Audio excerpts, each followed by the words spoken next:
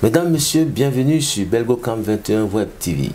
Au sommaire de cette émission, le 6e sommet Union Européenne-Union Africaine qui s'est déroulé à Bruxelles le 17 et 18 février dernier. Pour en parler, je serai accompagné de M. Etoga Messina, qui est notre expert en communication corporate et marketing. M. Etoga, bonsoir. Bonsoir, monsieur. Le sommet qui s'est déroulé à Bruxelles le 17 et 18 février dernier, Union européenne, Union africaine, s'est achevé avec un accord sur des points principaux évoqués par le président en exercice de la Commission européenne. Quel est votre regard sur ce 6e sommet? Mon regard, il est un peu mitigé parce que j'ai souvenance de la rencontre que le président Macron, en préparation à ce sommet, a eu à organiser dans son pays, je crois en 2021, où il a regroupé un parterre de chefs d'État africains pour discuter de la question économique, un sommet portant sur l'économie africaine. Et c'est en cela que je dis aussi que c'est juste une continuité pour mettre en application les décisions qui ont été prises à ce mini-sommet. Et donc ce sommet qui a eu le 17 et 18 n'est qu'à mon humble avis mitigé à mon endroit. Revenons sur les 8 points correspondant aux propositions de l'Union africaine. Et de parvenir à une déclaration orientée vers l'action. Dans cet esprit, je soumets à notre sommet 8 propositions comme contribution à la définition de notre nouveau partenariat. 1. Travaillons ensemble au renforcement de notre collaboration en matière de paix, de sécurité et de lutte contre le terrorisme à travers la Facilité européenne pour la paix. Sur la base de l'expérience acquise en Afrique de l'Est, en Afrique australe et centrale, la Facilité européenne pour la paix pourrait également soutenir les efforts des pays sahéliens et membres du processus d'Accra ainsi que du G5 Sahel face aux attaques des groupes terroristes. Mais surtout, ensemble, travaillons pour mobiliser le Conseil de sécurité des Nations Unies, dont la vocation est d'assurer la paix et la sécurité dans le monde, de s'investir sur la lutte contre le terrorisme en Afrique. Deuxième proposition, nous souhaitons l'appui de l'Europe pour accélérer le processus de réallocation des droits de tirage spéciaux. Nous saluons l'émission historique des DTS, 650 milliards de dollars, dont l'Afrique a reçu son quota de 33 milliards, pour atténuer en partie le choc de la crise sanitaire. C'était le premier objectif du sommet de Paris de mai 2021 sur le financement des économies africaines. En raison de l'impact profond de la crise sanitaire sur nos économies structurellement faibles, nous appelons à la réallocation de 100 milliards de dollars de DTS des pays riches qui y consentent, donc de l'Europe, entre autres, en faveur des pays africains, selon, bien sûr, des modalités à convenir. C'est ce qui nous rapprochera de l'objectif de 252 milliards de dollars dont l'Afrique a besoin d'ici 2025, selon le Fonds monétaire international, pour contenir le choc contre la Covid et amorcer sa relance économique. Troisièmement, nous plaidons pour l'assouplissement des règles de l'OCDE afin de mieux faciliter l'accès de nos pays au crédit export, à des conditions de maturité plus longues et des taux d'intérêt plus soutenables, à la réduction également des coûts d'assurance. Ceci pour renforcer l'investissement et les échanges commerciaux entre nos deux continents. L'Afrique, je le rappelle, c'est 30 millions de kilomètres carrés, 1,3 milliard d'individus et des besoins de financement de l'ordre de 130 à 170 milliards de dollars par an, selon les estimations de la Banque africaine de développement, rien que pour les infrastructures.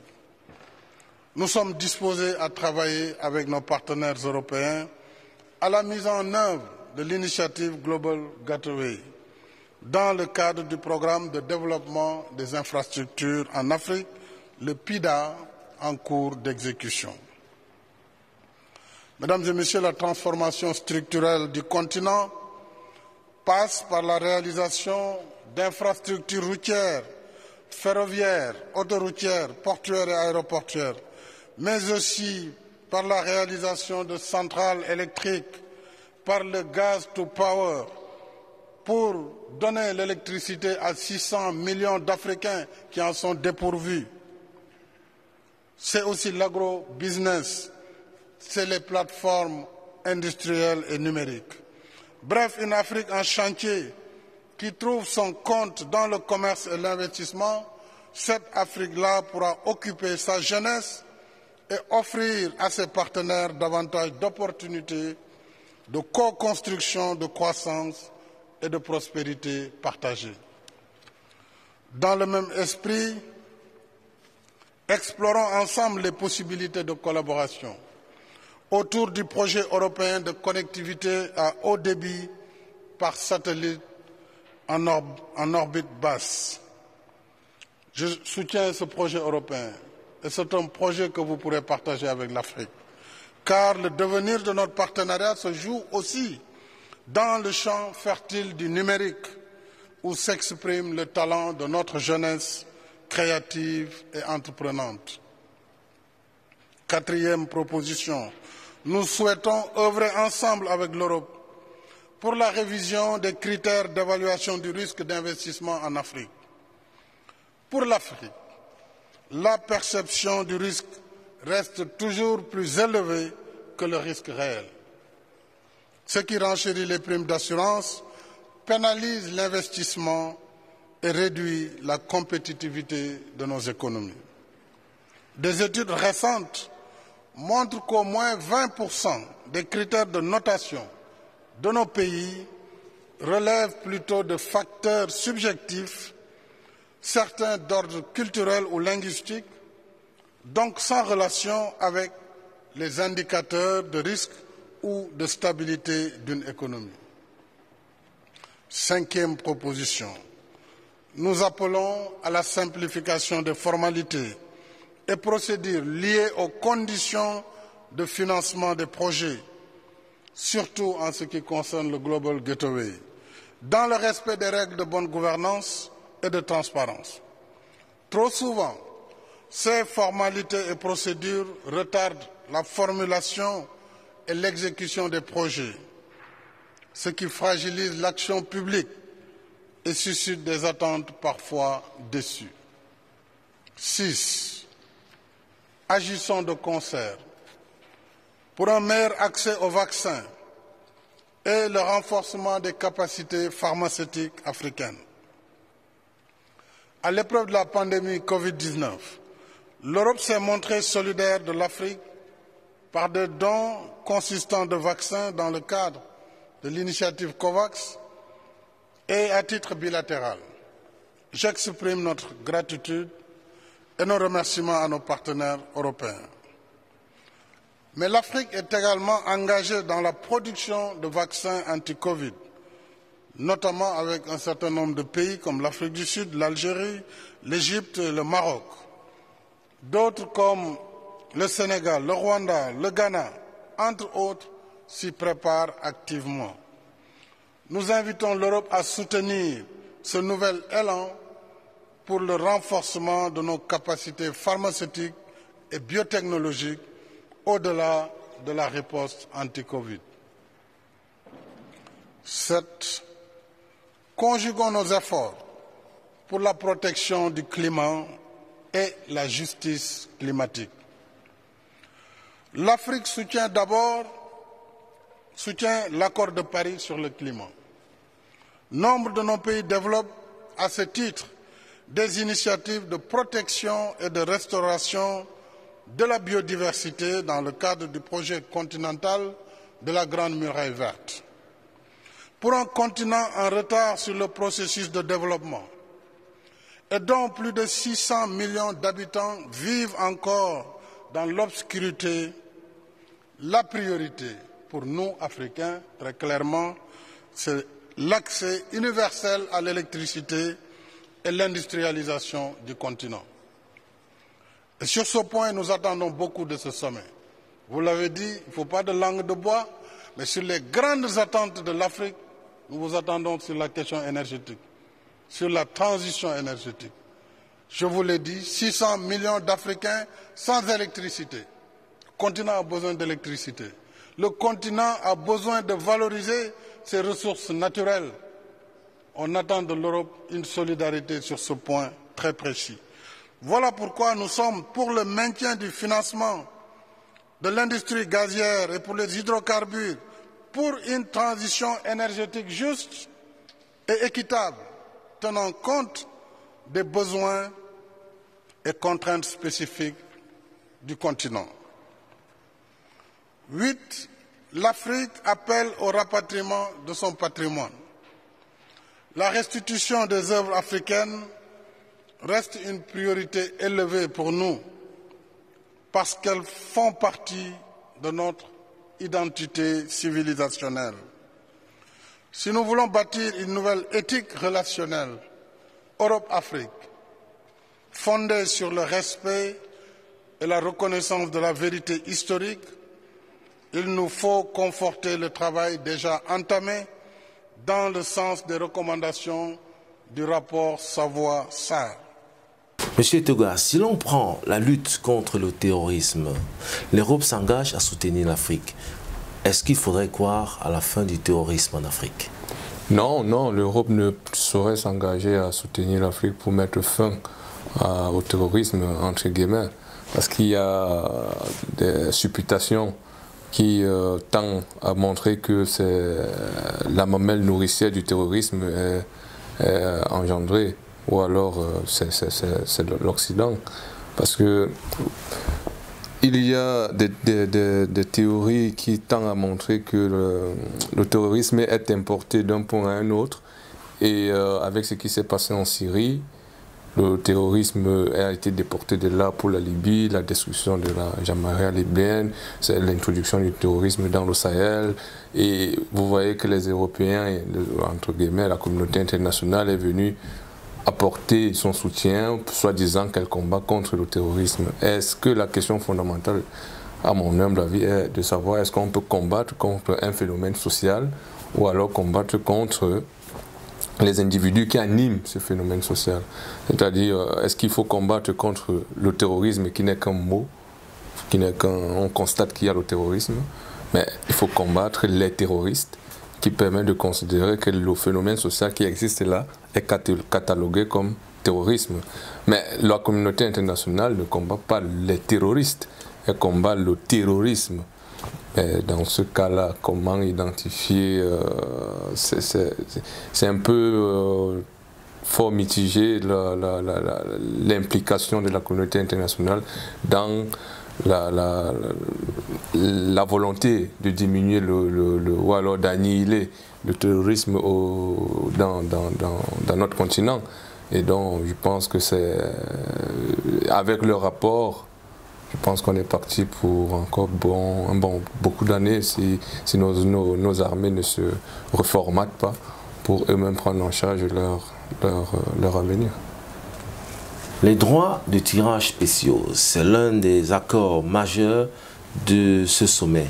L'Europe, par la voix du président en exercice de la Commission, Emmanuel Macron, a affirmé qu'il s'agit d'un droit de tirage partiel. On pourrait se poser la question de savoir pourquoi un droit de tirage partiel.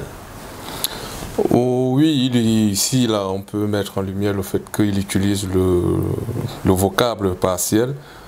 Moi, à mon humble avis, quand il faisait des recherches sur la question, je me suis dit, ben, au sommet dont je parlais, au mini-sommet qu'ils ont organisé à Paris, ils ont fait vœu de mobiliser non plus les 34 milliards qui étaient destinés à l'Afrique, mais doubler ou tripler la somme pour atteindre les 100 milliards, qui permettrait à ce que ces fonds soient reversés aux pays africains pour combattre ou alors mener à bien la lutte contre la pandémie à coronavirus. C'est en ce sens-là que les droits des tirages spéciaux ont été même évoqués par le Fonds monétaire international, qui est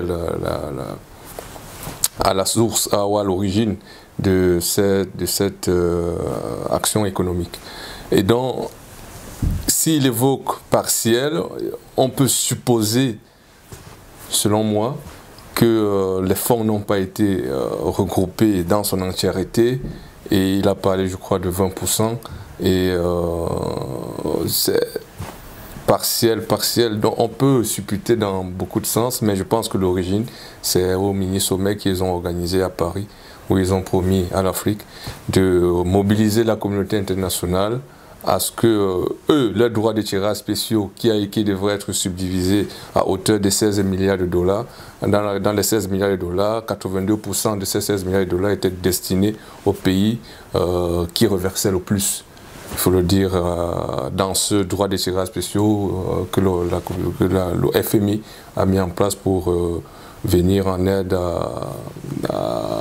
aux États, ceci en relation au fait qu'il y a une certaine augmentation de l'économie dans différents pays. Donc c'est une monnaie, d'abord le tirage spéciaux, c'est une monnaie internationale virtuelle, c'est pas du cash comme... et ça a été créé pour remplacer l'or. C'est par rapport à cela qu'ils ont mis en place. Maintenant, ils l'utilisent pour venir en aide à différents pays, tels que les pays africains. Et donc, si Macron utilise partiel, moi, à mon humble avis, c'est parce qu'il a fait vœu de mobiliser 100 milliards pour venir en aide à l'Afrique. L'Afrique souhaite l'assouplissement des règles d'organisation de coopération et de développement économique. 130 à 170 milliards de dollars de besoins uniquement pour les infrastructures. 600 millions d'Africains dépourvus d'électricité. Est-ce que l'on assistera à une arrivée massive de multinationales sur le continent africain? Oh, oui, il y a une grosse bataille, qui est en train de se mener. Mais je ferai d'abord un parallèle sur la question qui me fut posée en relation avec le terrorisme. Vous voyez, et cela, je veux montrer aussi par là que l'implémentation ou l'arrivée des multinationales sur le continent africain n'est que le corollaire de l'influence que chaque pays de l'Occident a sur les pays dans lesquels elle veut s'installer. Et donc c'est un moyen d'influence et c'est un moyen de négociation qui permettrait à ceux-là de gagner des marchés sur le territoire. Et quand je le dis, vous voyez, le terrorisme c'est le moyen de contrôler les économies africaines, à mon sens. Parce que tout récemment, aux dernières nouvelles, il y a eu des militaires français, des légionnaires français qui ont été, en partance pour lutter contre le terrorisme, se sont retrouvés à Manu Militari parce qu'il est supposé, pour l'instant il est supposé, bien que l'ambassade de la France en Centrafrique a démenti l'information selon laquelle les légionnaires français ont essayé d'attenter à la vie du président de la RCA, Faustin Archange Touadéra. Et vous voyez que là, on vient pour combattre le terrorisme, mais on se retrouve à pratiquer le terrorisme. C'est pourquoi l'arrivée des Russes maintenant, avec son apport dans le maniement ou bien dans son infrastructure militaire, permet aux États de lutter, de faire alors maintenant une lutte anti-insurrectionnelle ou alors une lutte antiterroriste. Cela met à mal les anciennes puissances qui ont considéré l'Afrique comme leur marchepied, et donc ça ferait tout ce brouhaha dans les différentes sous-régions. Vous avez la région du Sahel qui est mise à sac, vous avez l'Afrique centrale qui tend à se stabiliser malgré les velléités de nos différents partenaires de jour. mais de nuit qui sont véritablement nos ennemis pour la simple raison qu'ils veulent gagner des marchés. Et pour qui? Pour les multinationales. Quand on parle de multinationales, ici on voit qui? On voit Bolloré, par exemple. Bolloré, c'est une multinationale. Il vient en Afrique pour investir, mais dans la nuit, qu'est-ce qu'il fait? Il pratique la corruption, il pratique le trafic d'influence, il pratique plein de choses au compte de qui? Au compte de l'État français. Bolloré ne peut pas s'installer dans un pays africain sans toutefois avoir l'aval de Paris. Raison pour laquelle vous me permettrez de faire cette relation pour montrer en quoi il faut l'aval d'un pays pour faciliter l'implémentation du multinational dans un continent tel que l'Afrique. Bolloré connaît des problèmes aujourd'hui en France, des problèmes judiciaires. Vous pensez que l'Élysée ne l'a pas lâché dans certains dossiers qu'on considère comme flous, alors que les Africains ont ouvert les yeux que on se sent pillé ici et il faut faire quelque chose. Et donc là, l'État français ou alors la justice française a considéré que Bolloré ne joue plus le jeu de l'organe dirigeante français à ce qu'il ne remplit plus les mesures de renseignement. Il y a plusieurs choses qui rentrent dans l'implémentation des multinationales en Afrique. Et donc Bolloré, dans pour ce cas précis, vous avez la gestion de nos ports.